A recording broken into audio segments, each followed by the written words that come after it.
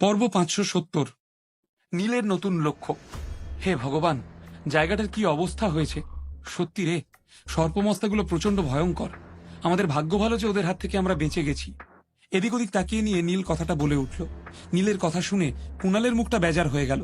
সে বেশ বুঝতে পারছিল যে নীল ইচ্ছে করে প্রসঙ্গ বদলানোর চেষ্টা করছে। নীল, ওই লাল বাক্সটা আমার কাছে আছে, ওটা কি এখনই তোমাকে দেব না পরে? ইতস্তত করে প্রশ্ন করল ভীম টুডু। এখনই দাও, গম্ভীর মুখে বলল নীল।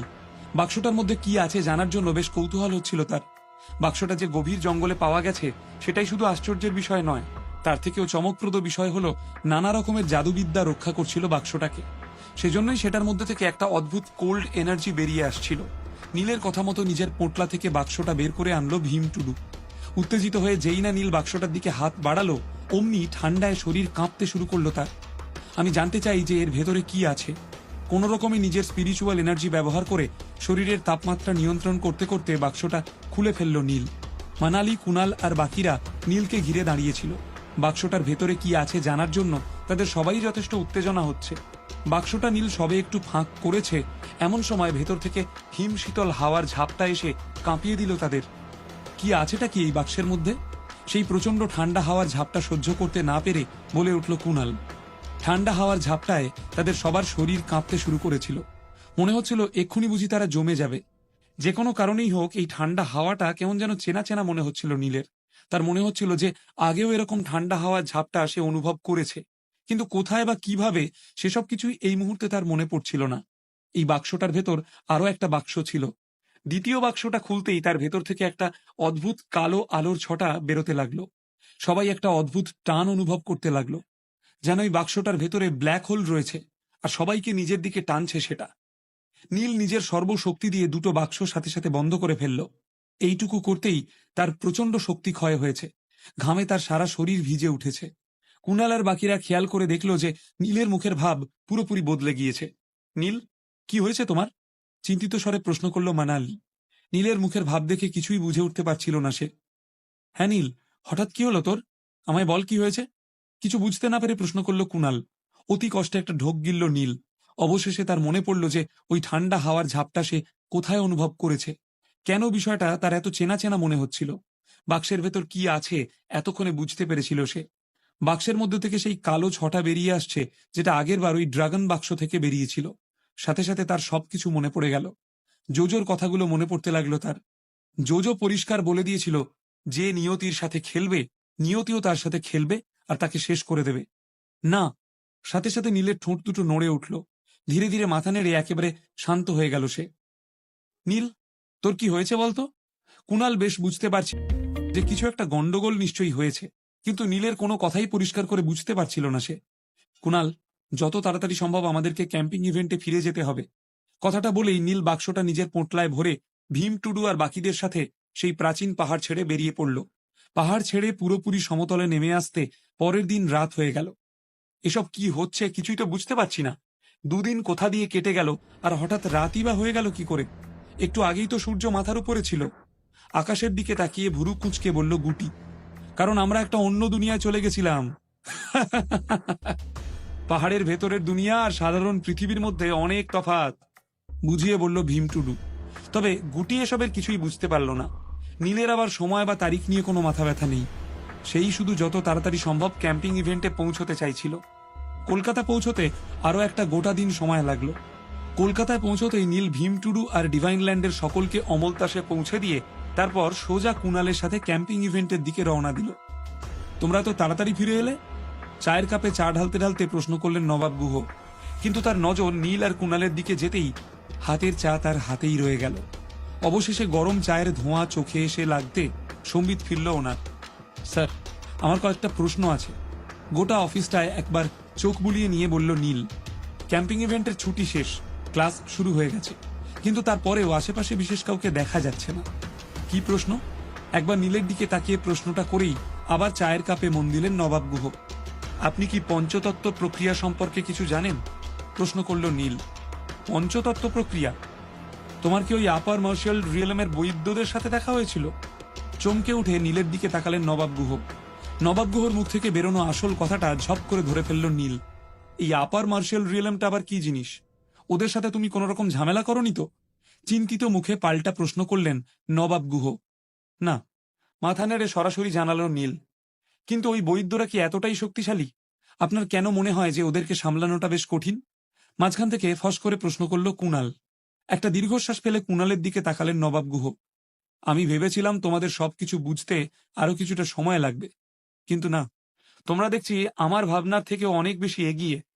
স্যার, আমি চাই যে আপনি স্পষ্ট করে আমাদেরকে সবটা খুলে বলুন। এভাবে গোল গোল জিলাপির প্যাচের মতো কথা ঘুরিয়ে তো কোনো লাভ নেই। ভুরু কুঁচকে বলল নীল। নীলের এমন চাঁচা ছোলা কথা একটু বিরক্ত হয়ে বলতে শুরু করলেন নবাব গুহ।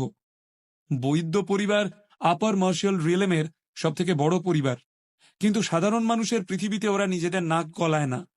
ওদেরকে দেখেছি তা তো বহু বছর হয়ে গেল, কিন্তু এই আপার মার্শাল রিয়েলেম জিনিসটা কি?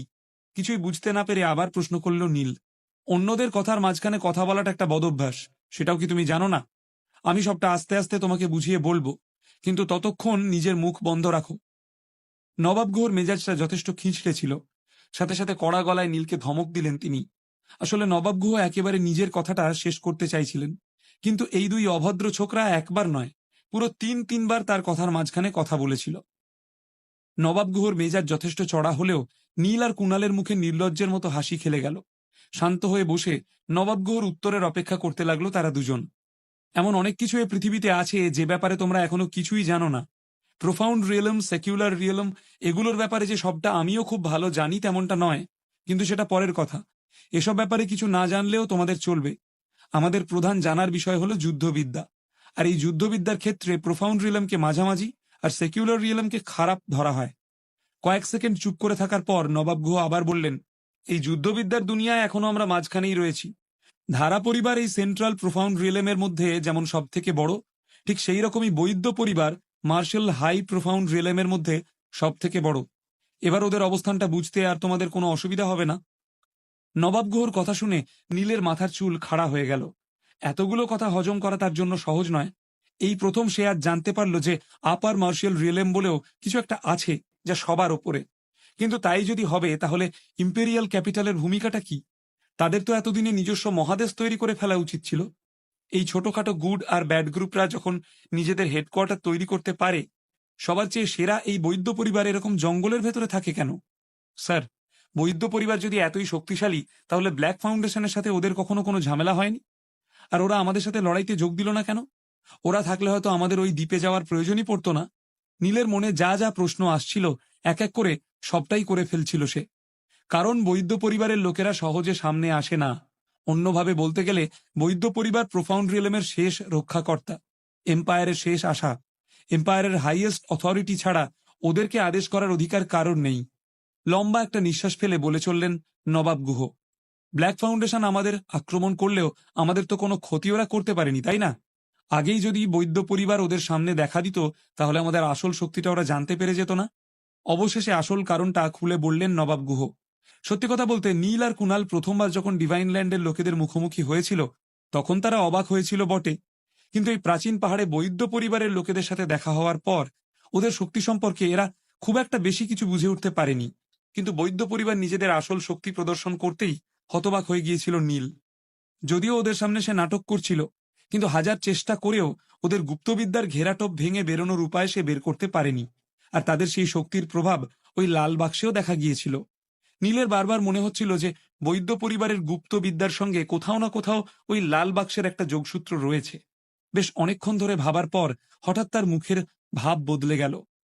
গম্ভীর মুখে নবাব গুহকে সে বলল, স্যার, আমার আরো একটা প্রশ্ন আছে।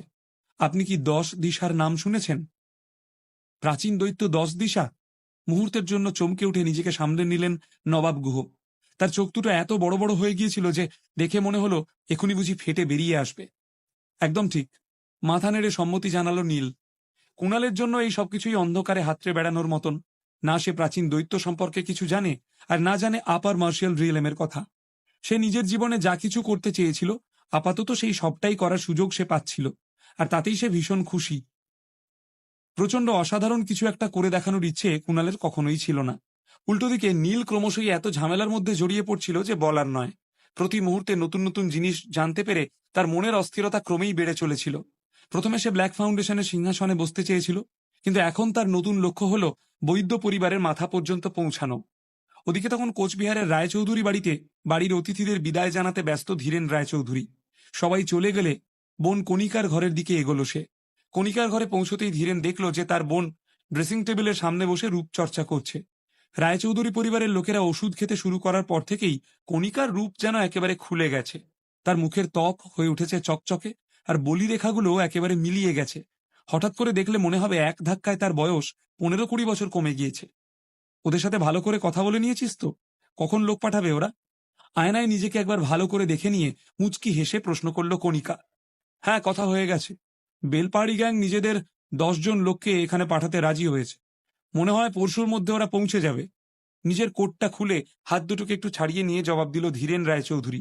সে আরো বলল, এইবার আমরা পুরোপুরি তৈরি। নীলকে ভয় পাওয়ার কোনো প্রয়োজন আর আমাদের নেই।